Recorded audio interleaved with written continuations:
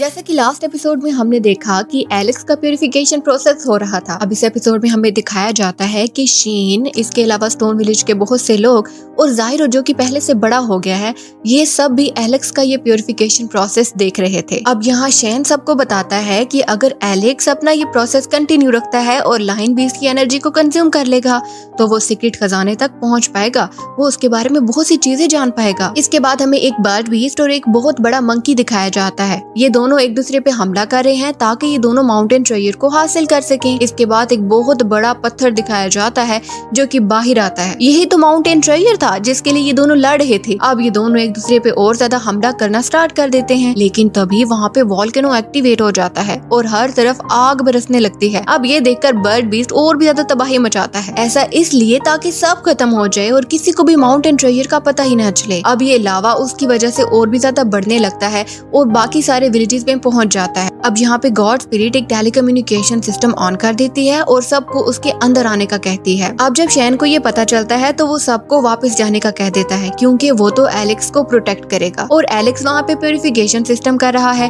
तो अभी उसे डिस्टर्ब नहीं किया जा सकता। वो सबको वापस जाने का कहता है और शेन वहाँ पे जायरो के साथ एलेक्स को प्रोटेक्ट करने लगता है। यहाँ एलेक्स अपना बेस्ट देता है और आखिरकार बीस्ट की एनर्जी को कंज्यूम कर ही लेता है, लेकिन जैसे ही वो उसे कंज्यूम करता है तभी आसपास लावा गिरने लगता है और पत्थर टूटने लगते हैं। लेकिन उसके बाद वो वहाँ पे मेडिकल फर्नेस को देखता है, वो उसको उठाने लगता है, लेकिन शेन उससे कहता है इसे छोड़ दो और यहाँ से चलो। मगर एलेक्स उसकी बात नहीं मानता क्योंकि ये मेडिकल फर्नेस उठाने में तो बहुत बड़ा था और भारी भी था, लेकिन ये उसके गाँव के लिए बहुत ज्यादा कीमती था, इसलिए वो शेन की बात नहीं मानता और उसे उठाकर जायरो को देता है। अब ये सब मिलकर वापस उस सिस्टम की तरफ जाने लगते हैं जो कि उनके गॉड ने उनके लिए एक्टिवेट किया था। रास्ते में इनके सामने बहुत सी चट्टानें आती हैं, मगर ये कैसे न कैसे उससे बचकर उस सिस्टम तक पहुंच ही जाते हैं। इसके बाद अगली सुबह दिखाया जाता है कि ये सब एक नई विलेज में आ गए हैं। ये इनका नया स्टोन विलेज है। इसके आसपास बहुत ही प्यारे प्यारे नजारे हैं और ये सब मिलकर गॉड ल्यू का थैंक्स करते हैं। अब शेन इन सब से कहता है कि हमारे बड़ों की बर्थ पिछले विलेज में हुई थी, इसलिए अब हमारा नाता उनसे टूट गया है। लेकिन तभी उनमें से एक आदमी कहता है कि अब यही हमारा नया विलेज है और इसे ही हम अब अपना नया स्टोन विलेज कहेंगे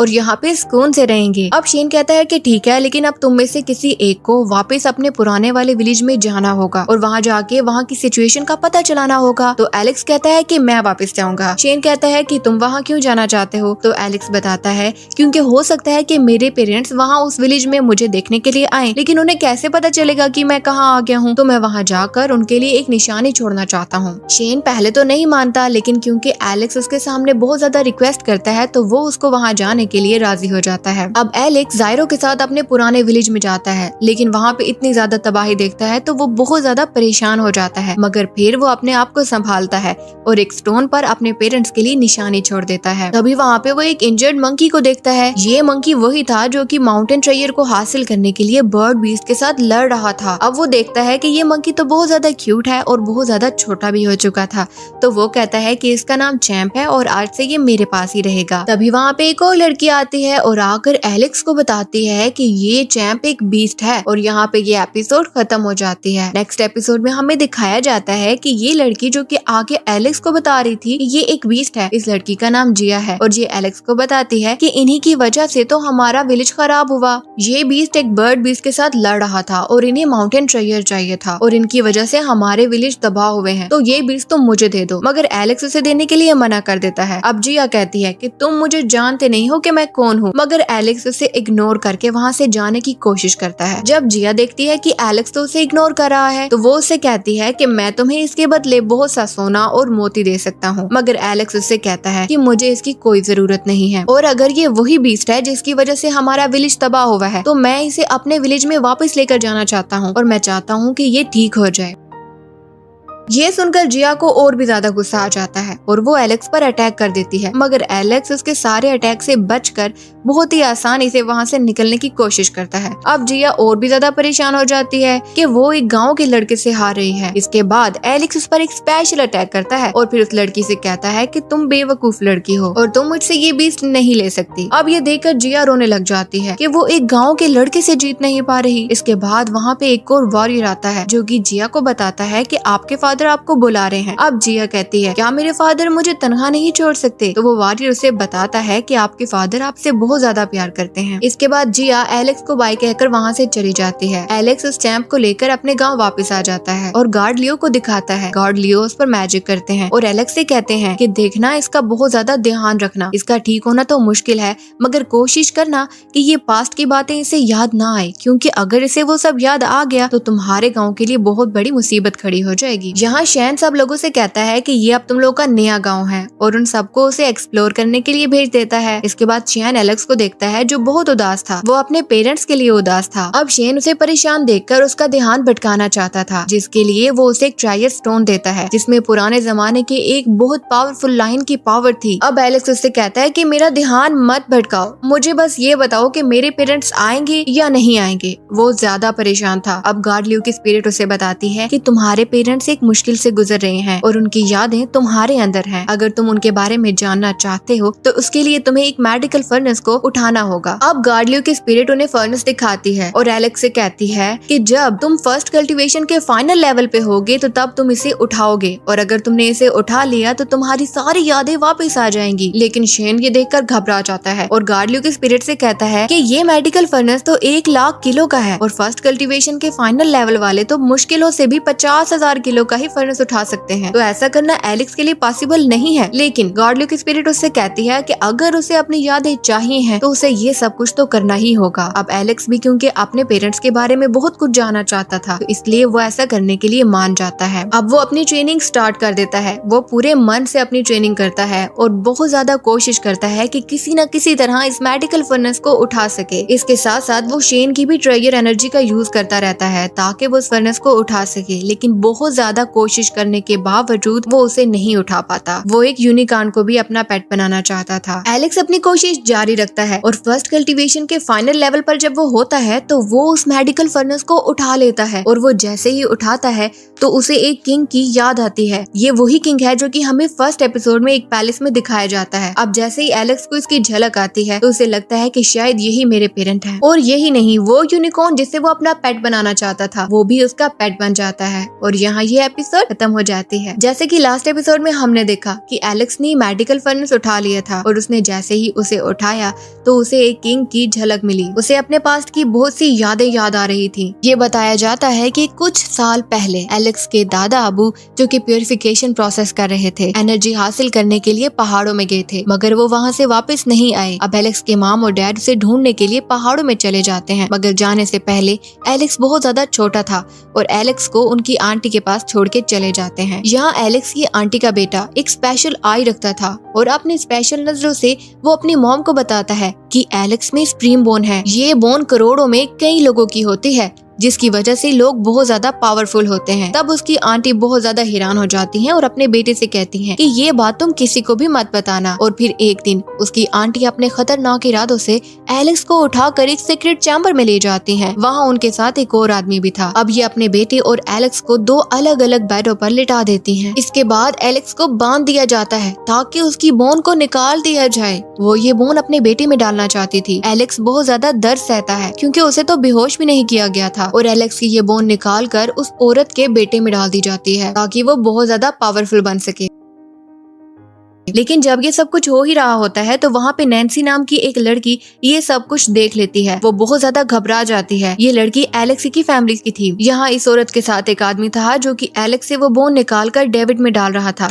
लेकिन यही लड़की जिसका नाम नैन्सी था वो फौरन से एलेक्स के नाना अबू के पास जाती है और उन्हें जाकर बताती है कि किस तरह से एलेक्स की बोन निकाली जा रही है। अब एलेक्स के नाना वहाँ पहुँच जाते हैं और उस औरत का गला पकड़ लेते हैं। लेकिन जब वो उसको मारने ही वाले होते हैं तभी उस औरत का बेटा डेविड फौरन से आकर अपनी गर्दन पर चाकू रख देता है और वो कहते हैं कि मेरी मदर को छोड़ दो वरना मैं खुद को भी मार दूंगा। ये देखकर वो गुस्से में इन सबको अपने बड़े लोगों के पास ले जाते हैं। ये बड़े लोग इन सब क्लैंस का फैसला लेते हैं। इनका एक बड़ा लीडर था जो कि इन सब क्लैंस का फैसला करता था। अब एलेक्स के नाना उनसे गुजारिश करते हैं कि इस औरत को जान से मार दिया जाए, इसने मेरे बेटे की बोन निकाली डाल दी है। लेकिन तभी वहाँ डेविड के फादर आ जाते हैं और वो कहते हैं कि अब तो बोन ट्रांसफर हो चुकी है, तो अब मेरी बीवी को छोड़ दिया जाए, अभी ऐसा कुछ भी मत करो। तो एलेक्स के नाना कहते हैं कि ठीक है, हम तुम्हारी बीवी को छोड़ देंगे, मगर मेरे पोते की स्प्रीम बोन हमें वापस कर दो। इस बार लुइस यानी कि डेविड के फादर कहते हैं कि अब हम ऐसा नहीं कर सकते, अब तो बोन ट्रांसफर हो चुकी है और अगर हम ये बोन अब ट्रांसफर करते भी हैं तो एलेक्स की भी जान को खतरा है,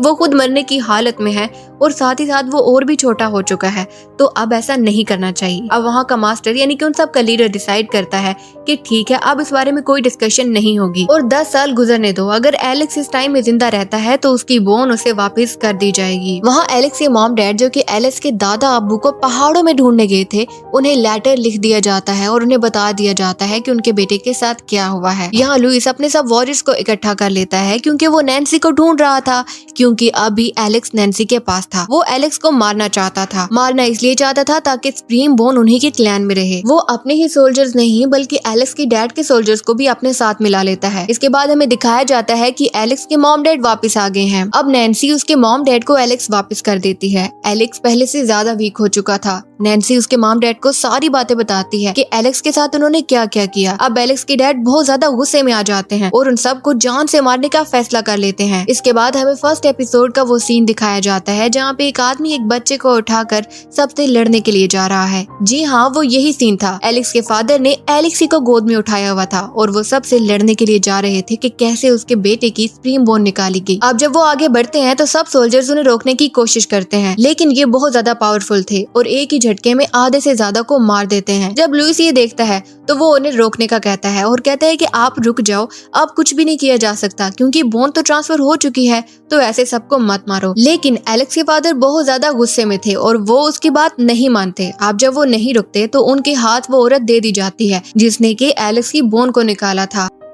अब एलेक्स के डैड बहुत ज्यादा गुस्से में थे और वो उस औरत को मार देते हैं, वो उसे जान से मार देते हैं और तभी डेविड उस औरत का बेटा आगे बढ़ता है। अब एलेक्स के डैड उसे भी पकड़ लेते हैं, लेकिन तभी वहाँ उनका लीडर आ जाता है जो कि सबका फैसला करता था और एलेक्स के फादर जेसन से कहता है कि इस बच्चे को छोड़ दो, मगर वो नहीं छोड़ता क्योंकि उसे अपने बेटे के लिए जस्टिस चाहिए था। इसके बाद वो लीडर डेविड की पावर को और भी ज्यादा बढ़ा देता है ताकि वो सब पर अटैक करे। के बाद जेसन भी अपने ड्रैगन पावर को यूज करता है और उसे रोकने की कोशिश करता है और यहीं पे ये एपिसोड खत्म हो जाती है। नेक्स्ट एपिसोड में दिखाया जाता है कि जहां शेन एलेक्स को ये सारी स्टोरी बता रहा था और एलेक्स को भी काफी चीजें याद आ चुकी थी। यहाँ एलेक्स शेन से कहता है कि इसके बाद मेरे पेरेंट्स के साथ क्या हुआ, तो शेन उसे बताता है कि वो किसी न किसी तरह उस अटैक से बचकर यहाँ आ चुके थे। ये स्टोन विलेज उनके बड़ों का घर हुआ करता था। वो यहाँ आए और यहाँ गॉड लुइस स्पिरिट ने तुम्हें ठीक कर दिया और उसके बाद वो क्योंकि रिस्क नहीं लेना चाहते थे और लुइस के काफी सोल्जर्स अभी भी तुम्हारे पीछे पड़े हुए थे, इसलिए वो तुम्हें हमारे पास छोड़कर वो दूसरे गाँव में चले गए। अब एलेक्स कहता है कि मुझे भी अपने पेरेंट्स के पास जाना है, तो शेन उससे कहता है कि वो जगह बहुत ज्यादा दूर है, तुम वहाँ नहीं जा सकते। लेकिन एलेक्स उनकी बात नहीं मानता, वो बहुत ज्यादा परेशान हो चुका था और वो कहता है कि मैं वहाँ जरूर जाऊंगा, मैं अपने पेरेंट्स से मिलूंगा। अब शेन एलेक्स को एक चमकता हुआ पत्थर देता है और कहता है कि एक टाइम पे गॉड लुइस स्पिरिट और ये पत्थर आसमानों से आए थे। गॉड लुइस स्पिरिट उसे बताते हैं कि इस पत्थर में एक स्पेशल कल्टीवेटिंग टेक्निक है जिसे तुम एक टाइम पे सीख जाओगे और भले ही तुम्हारी बॉडी में अब वो स्प्रीम बोन ना हो, मगर याद रखना कि हर चीज का एक नया जन्म जरूर होता है। इस बात से एलेक्स समझ जाता है कि अभी फिर से उसके अंदर वही स्प्रीम बोन दोबारा से बन रही है। इसके बाद वो अपने चैंप और यूनिकॉर्न को लेकर वहाँ से निकल जाता है। रास्ते में एक व्हाइट टाइगर उन पर हमला कर देता है, लेकिन ये व्हाइट टाइगर खुद भी काफी ज्यादा जख्मी था। अब एलेक्स अपनी जान बचाने के लिए उसे मार देता है। तभी वहाँ जिया भी आ जाती है जो बहुत ज्यादा गुस्से में थी और वो आकर एलेक्स से कहती है कि तुमने इस टाइगर को क्यों मारा, ये तो मेरा शिकार था। लेकिन जब जिया एलेक्स के पास चैंप को देखती है तो वो ये समझ जाती है कि ये वही बच्चा है जिसका नाम एलेक्स था और जिसे काफी टाइम पहले मिली थी। एलेक्स भी उसे पहचान जाता है और फिर कहता है कि तुम तो पहले से भी ज्यादा मोटी हो गई हो। ये सुनकर जिया काफी ज्यादा चिढ़ती है, लेकिन तभी वहाँ पे एक ड्रैगन उन पर अटैक कर देता है। अब एलेक्स जिया चैंप और अपने यूनिकॉर्न के साथ लेकर वहाँ से भाग जाता है, लेकिन तभी जिया एलेक्स का हाथ छुड़ाकर कहती है कि इसको मारना तो मेरे बाएं हाथ का खेल है। इसके बाद वो ड्रैगन पर अटैक कर देती है, मगर उसके अटैक का ड्रैगन पर कोई असर ही नहीं होता। अब एलेक्स कहता है कि मुझे अपनी ही टेक्निक यूज करनी होगी, तो वो अपनी लॉइन बीस्ट की टेक्निक को यूज करता है और उस ड्रैगन को मार देता है, मगर खुद फौरन से बेहोश हो जाता है क्योंकि इस टेक्निक को यूज करने के लिए बहुत ज्यादा एनर्जी चाहिए होती है। अब जब उसे होश आता है तो जिया उसे एक अंडे का लिक्विड पीने का कहती है, लेकिन एलेक्स कहता है कि मैं इसे नहीं पीऊंगा। अब जिया कहती है कि क्यों, तुम क्यों नहीं पियोगे? तो वो कहता है कि मैंने जायरो से वादा किया था कि मैं कभी कोई एग नहीं खाऊंगा। तो जिया उससे पूछती है कि ये ये जायरो कौन है? तो एलेक्स से चिढ़ाने के लिए कहता है ये बहुत ही खूबसूरत चीज है। इस पर जिया खूब चिढ़ती है और एलेक्स इसका बहुत मजा लेता है। तभी चैंक एलेक्स को इशारा करके कहता है कि जिया ने ये एग बहुत मेहनत से लिया है, तुम्हें ये पीना चाहिए। ये सुनकर एलेक्स उस एग को पी लेता है। इसके बाद जाकर वो जिया को भी मनाता है जो कि रूठ गई थी। तभी हमें दिखाया जाता है कि चैंप और यूनिकॉर्न आपस में खेल रहे थे। इसके बाद ये भी देखा जाता है कि वो अंडा, उसका शेल चमक रहा था जिसे कि जियान ने पिया था, और तभी वहाँ अटैक करने के लिए वो बर्ड आ जाती है जिसका कि वो एग था। और जैसे ही उसे वो देखते हैं तो वो सब लोग वहाँ से भागते हैं, यानी कि यूनिकॉर्न, चैंप, जिया और एलेक्स, ये सब वहाँ से भाग जाते हैं। और तभी ये लोग एक नदी में जाकर गिरते हैं और थोड़ी दूर जाकर ही बेहोश हो जाते हैं और यहाँ ये एपिसोड खत्म हो जाती है।